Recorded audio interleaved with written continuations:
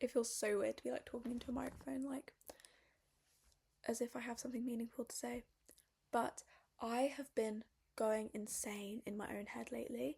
I literally feel like every thought I have, I need to talk to people about what I'm thinking. And my friends are still doing exams, most of them. I just don't want to bother them, or I want to post it somewhere. Like, I've been talking a lot on my Instagram story, my close friend story, but it just isn't the same. It just isn't hitting because I only have a minute and I have to like break up my thoughts into these little digestible pieces, and it's really not good.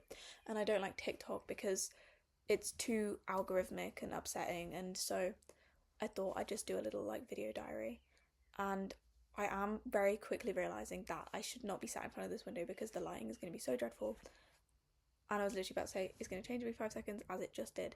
But it's comfortable, and the only place in my room that I want to sit and talk. I wanted to talk about something that is really sort of playing on my mind a lot because I've started journaling again. I have been keeping a journal since my 18th birthday, which was only 2 weeks ago today, I think. And I've been writing in it every single day, all my thoughts, sort of really like committing to it. I had a journal last year and I was not very good. I did that thing we all do where you buy a new journal, you're like, this is going to be it, I'm going to change, I'm going to write every day. And then I'd pick up to write and I would just be like, I don't know what to say, like what do I say? And I realised that the problem wasn't that I didn't have any thoughts, it wasn't that like nothing interesting was happening, it wasn't actually that I had nothing interesting to say. It was that I was trying to write in a journal as if I was sort of in a film, as if it was going to get read out in my eulogy, as if someone was going to pick up my journal and read it as if it was a piece of literature. I wasn't journaling to actually get my thoughts out. I wasn't journaling to process my emotions. I was just journaling for the aesthetics, which is so weird because I'm so used to speaking about my feelings. Like, I'm not closed off about that stuff. Like, I will talk to anyone about anything. Like, I don't feel weird about stuff like that. I don't feel like closed off to my emotions. I feel quite emotionally intelligent. For an 18-year-old girl, I feel quite emotionally intelligent. So it was weird to me. I was like, why am I so performative? Like, why am I journaling as if somebody's gonna read it? Nobody's gonna read it. I understand for a lot of people, they're scared maybe because they think their parents are gonna pick it up, or they think someone's gonna pick it up and read it, and they're gonna be really embarrassed. I don't feel like I very much trust that my parents aren't gonna do that. No one's gonna read my journal. No one's gonna pick it up. No one's gonna read it except for me. Again, because I do reread all my own journal entries, which is quite bad because I'm reading it and I'm like, whoa, what are you talking about? But nobody's going to read my journal, so why am I so performative? Why am I writing like it needs to be perfect? It really made me think about, I think it was Joan Didion's journals that recently got published. There was a lot of controversy because I believe she didn't know she didn't give permission for them to be published. She didn't say that they could be, and I'm pretty sure that she wouldn't have wanted them to be because there was a lot of private information in there. And I was like, if that happened to me, even if I was dead, gone and buried, I don't want anyone touching my journal. Because it is scary. It's scary. Like, what if someone opens it and they can see into my brain? Like, my journal is literally like, it's like I've reached into my ear, I've plucked the thoughts out of my brain, I've put them in this journal. They're raw and they're not nice, and a lot of them are mean or sad or private or something that I don't even really understand myself and that I don't want other people digesting. I wasn't only journaling like there was someone over my shoulder. I'm sort of doing it all the time. I'm always acting like somebody's watching me, like somebody is looking at me. Even when I'm lying in bed and I'm on my phone or I'm crocheting or I'm reading or whatever I'm doing, if I'm sat there, if it's in my room with the doors closed, the curtains closed, if I'm walking down the street in a crowd, if I'm on a dog walk, my microphone died. I always feel like I'm being watched. Always. And it's not like a paranoia. It's not as if I actually think someone is watching me, but it feels like everything I do, I'm doing it as though there's an audience. I'm doing it like, maybe it's main character syndrome, maybe it's because I'm so used to like watching TV and I'm constantly seeing these people lounging around, and I'm like, I want to be like these characters in these films and like lounge around really aesthetically and like lie like this. But like, I don't feel like paranoid that people are watching me, but I do think that I act as if people are all the time, and that I'm always performing for someone. Even if it's for my own satisfaction, I'm always performing in some way, which is so weird. Like, why am I doing that? I don't know if it's like maladaptive daydreaming, if I feel like I'm in a film, if I feel like my mind is like slipping away from me and I'm not being present in the moment, and that's why I'm looking at myself and I'm performing for myself, my own sort of enjoyment. I don't know if that's what it is. If it's from sort of oversharing on social, if it's from being so used to oversharing on social media and like being so used to seeing into people's everyday lives. But there's something about an everyday life now that feels so commodified. I don't know if commodified is the right word, but it feels so, you see into everybody's everyday lives. Like when you're watching a vlog on YouTube, when you're watching a Get Ready With Me, when you are watching reality TV, you are seeing these people's morning routines, their nighttime routines, but you're not seeing them in reality. When you are watching somebody's vlog on YouTube, they're not putting in the moments where they're lying in bed looking disgusting, when they're on a walk and they step in dog shit, when they're cooking breakfast and they burn it. And maybe they are, but it's always like them turning the camera and being like, haha, this is so funny, like, look how awkward I am. They're never actually showing the reality of what's going on. And that's so basic. Like, everybody knows influencers aren't being real. Like, what you see isn't real. Okay, but when you are so used to seeing these perfect every single day lives, and then you're living your life and it's not perfect, you sort of feel like cooking in your kitchen, and you're cooking as though you're on fucking MasterChef and there's the camera above you watching you cook. Nobody's watching you. I feel like sometimes I just want somebody to come up to me when I'm lying there, like as if there's a camera on me, come up to me and be like, nobody was watching you. And that sounds so mean, like me saying to you, nobody cares, like nobody cares what you're doing. But nobody does. And I'm not saying like life is meaningless. I hate nihilism, like I think it's ridiculous and stupid. I'm not subscribing to that. But I think it's so important people realise you can mess up. You can do something bad. You can open your journal right now and write the worst thought you've ever had. And you can just do things that are horrible and rude and unpolite, and you can do those things and it's okay. And it doesn't, I think that sort of the everyday life aspect of it all, like when you're walking down the street and you suck in your stomach, or if you're in a shop and there's like someone attractive and you think, oh god, like I've got to look aesthetic, like I've got to look appealing right now. That person either is going to look at you and see this fake version of you, and in that case nothing will ever come of it, because you can never form a friendship or relationship with someone based off a performative version of yourself, because it will never ever ever work. Or they'll look at the real you and they will actually like you, or they won't look at you at all. These are the three options, and to me the second two options are so much better, because if a stranger looks at you and thinks they're a bit weird, they're never going to dwell on that fact. They're just going to look away and move on with their day. They don't care. In sort of like the everyday life aspect is so much harder, I think, to shake, because when you're in public, you are surrounded by other people. I think what's worse to me, what is so much more harmful for yourself, is in your own journal, in your own notes app. You don't have to have a physical journal. In your own notes app, in your own thoughts, in the conversations you have with your best friends, you should not be performing. It's just harmful. It's not good for you. It's not good for them. The amount of people that I've been friends with in my life that are like, will tell me they like something or tell me that they do something, and the more you sort of prod at it, the more that you ask them questions about it, just out of curiosity, out of genuine, like you're their friend, you want to know, you realise you're performing. You don't like this thing, at least in the way you claim you do. And a lot of the time these people seem to think that they are really interested in something, but you can just sort of tell that it's just sort of the persona that they've adopted. Like they've got this, and maybe it's not even a cool girl persona, maybe you've told yourself, this is my favourite film, and now even though you've watched a better film, you keep talking about it because it's become your brand and your thing, and you don't let yourself be wrong, and you don't let yourself change, and you don't let yourself dwell on the past. And you need to do that.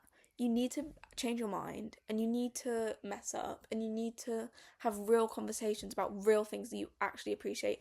And lately, something that I've started doing, which is actually making my life a lot easier, is I don't pretend to understand things people are saying anymore. If someone says to me, I went out shopping today with one of my friends, and she was like pointing at CDs and being like, "Oh my god, look at that!" And I would literally, before, if I didn't know who someone was, I'd be like, "Oh, yeah, this is one of my best friends. Why am I doing that?" I'll just say to her, "Who is that? Like, I don't know who that is. I've never heard that person." And even if, which she hadn't done, even if she had gone, "You don't know who that is," it's not shameful to not know things. It's not shameful. There's nothing wrong with not knowing things as long as you try to learn them. That is why I keep getting off topic from journaling, but that is why it's so important to journal, because it's the best way to process your own emotions, and it's the best way to sort of actually introspect.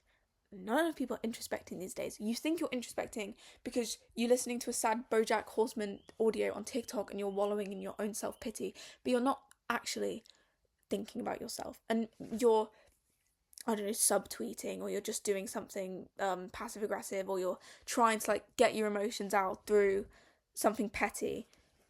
That is not helping you, and it's not helping anybody else. And you need to pick up a pen, start writing. I love Hamilton. You need to pick up a journal, pick up a notebook, pick up your phone, go on your notes app and write down what you're feeling. And don't censor it. Don't censor yourself. You don't need to censor yourself, because nobody's going to read it. My number one advice to anybody in the whole world would literally be, buy yourself a cheap journal. It doesn't matter what it is. Get yourself a £1 notebook from Sainsbury's and hide it. If you are scared somebody's going to see it, hide it. If you don't have anywhere in your room you can hide it, carry it around with you all the time. Buy a lock. Every time you write something, rip it out and rip it into a million pieces. It doesn't matter. You don't need to reread it. You don't need to do that. But get something and write down how you're actually feeling. And don't censor yourself. And I don't mean censor yourself as in change the way you're saying something, although I don't really think you should be doing that either, because like it's your thought process. You can write however you want. I mean, don't ever be writing and think, "Oh, that's not worth writing about." If it's in the forefront of your head when you pick up that pen, you write about it. It is what your brain wants you to write about, and it will lead you down paths in your mind that you didn't know were there. It will lead you to think about things that you didn't know were there. And I think we all need to stop performing to ourselves and performing to other people, but we need to stop performing to ourselves, because once you stop performing for yourself, you can realise who you actually are. And the most helpful thing that this has done for me is help me realise the type of people that I want to be friends with and the type of people I don't want to be friends with. If I can't be friends with you without performing, without pretending to like things or pretending to know things or pretending to be somebody I'm not, we shouldn't be friends, because it doesn't benefit either of us. First of all, because you are judgmental, probably, if this is the case. And secondly, because it is exhausting. It's so exhausting to hang out with people when you don't really like each other. Even if you have a good time, even if you're laughing, even if you think, "Oh, this is my best friend," if you have to censor yourself, then I don't think it's a relationship that is, maybe it's a relationship worth keeping, but I don't think it's a relationship that is going to be like the best one in your life. I think you should have friends who you can say anything to. You could say anything to that's just crazy, or that you wouldn't want to say to anybody else in the world. And if you can trust them and you can say that to them, that's how you know that you've sort of got actual friends. I think that what is like really, really important about journaling for me is that it helps me to reflect on things, and it helps me to realise where I've been wrong and where I've been right. In the most sort of basic, what they'll tell you in cognitive behavioural therapy, like pick up a journal and sort of mindfulness, get your thoughts out. Journaling isn't that mindful for me. I find it incredibly stressful and incredibly like overwhelming, because I have a lot of thoughts in my head, hence the microphone and the camera, that I want to get onto the page, and I often feel like I don't have time to write them all, and I'll get very easily distracted, and I could either write for 10 hours and not say everything I want to say, because obviously your brain is always working and your brain is always having new thoughts, and so as you're writing, new thoughts are going to come into your head that you want to write, and then other thoughts are going to slip away.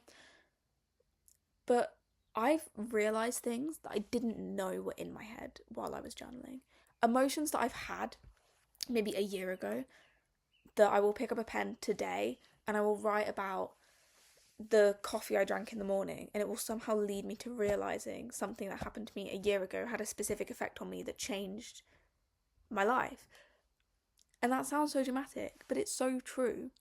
But I do want to talk a little bit about the benefits of journaling for stopping you oversharing, because while I do think, like I just said, like I am contradicting myself, I do think you should have friends that you can say anything to. God knows I don't say everything in my head to my friends. Like, I don't want to subject them to that. I don't like subjecting me to that. I'm not going to subject them to that, because frankly it's not going to be fun for either of us. I think that I could talk to my friends about these things. I think that if I wanted to, I could. But I don't particularly want to. And that is also why journaling is helpful. I think that we overshare a lot. We overshare too much. And I am such a victim of this. I overshare so much. But I weirdly don't overshare. I don't share the important things that happen in my life. I sort of just talk about like the most basic, mundane things. And all the little thoughts in my head. And I realise that I'm sort of giving away these parts of myself that people don't need to have. I'm giving away my thoughts for no reason, and I'm not gaining anything from it. I think I'd rather have fewer meaningful conversations than lots of useless conversations, which is hard for me because I love talking. I'm an extrovert, and I like to talk to people, and I like to go out and make friends and to tell them random things. But it's not helpful. It doesn't really benefit me. I would rather tell my friends meaningful things about myself, but I feel too vulnerable to do that a lot of the time. I feel too scared to do that, because sometimes it feels like if you are sharing a part of yourself that is a really deep emotion and that is really sort of hard to express, then maybe they'll receive it in the wrong way, or you'll say it in the wrong way, or that they'll see you in a different way. And I think that journaling can also be helpful for just getting your thoughts in order before you share things.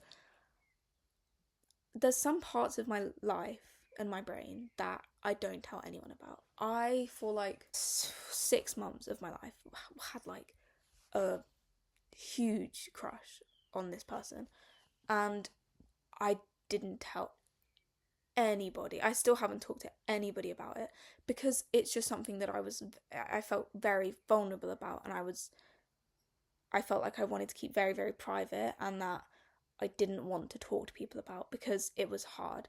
And sort of in the midst of that, I was trying to sort of distract myself from it by talking about other people and like going on dates and doing stuff that was sort of trying to get me to stop thinking about this person. But it wasn't working. And to be honest, like, I still don't know if it's worked and if it's gone. But like, one of the most important ways for me to sort of process those emotions was to write about it, and was to like really think about it and why I felt like it, and if I actually felt it, or if it was just a sort of response to me looking for a distraction. And I did come to the conclusion that I did really feel it, and that it is real, and that it was real, and that I wasn't just sort of like enamored by this outward persona that they were putting out, and that I did really like them. But I wouldn't have been able to come to that conclusion if I hadn't stopped worrying about how I was perceiving myself. Because the way I perceive myself, I don't think of myself as someone that sort of emotionally frail. It's a really, really like weird way to put it, but I don't like to think of myself as someone who's sort of breakable like that, who can have these emotions that are so overwhelming that could end badly. I don't like to think about myself like that. But by processing that I am like that, I can stop performing to myself and stop pretending to myself that I'm somebody that I'm not. And then I can start to process these emotions, and then I can start to move on from them.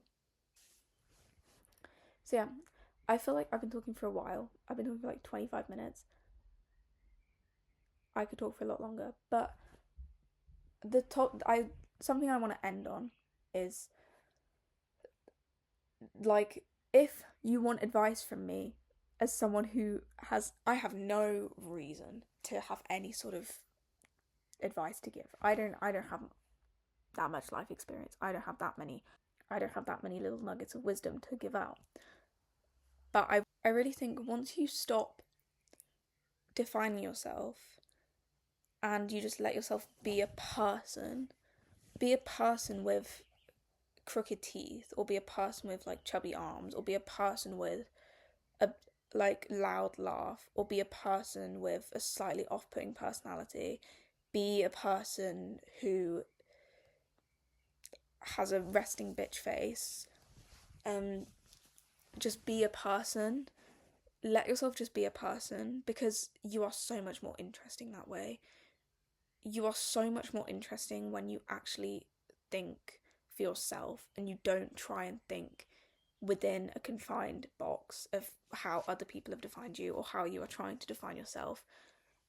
You're going to be more enjoyable to be around. You're going to find people who actually value you, and you're probably just going to have a better time.